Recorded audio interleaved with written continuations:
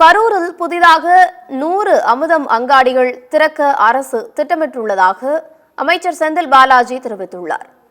கரூர் மாவட்ட ஆட்சியர் அலுவலகத்தில் பொது விநியோக திட்ட செயல்பாடுகள் குறித்த ஆய்வுக் கூட்டம் மாவட்ட ஆட்சியர் தலைமையில் நடைபெற்றது.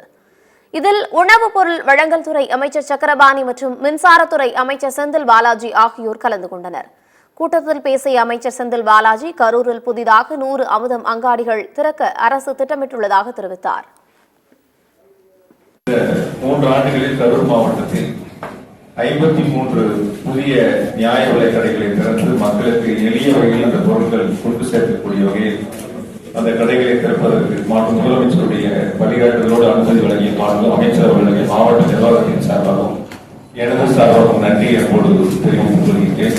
கூடுதலாக மாநில அமைச்சரிடத்திலே 100 கடைகள் வேண்டும் என்று கேட்டிருக்கின்றேன். நீங்கள் இடம் கொடுத்தால் அதற்கு நிச்சயமாக அனுமதி வழங்கப்படும் என்று உறுதி சொல்லியிருக்கின்றார்கள். அவர்களுக்கு மீண்டும் ஒரு முறை என்னுடைய நன்றி என்போடு தெரிவித்துக் கொள்கின்றேன்.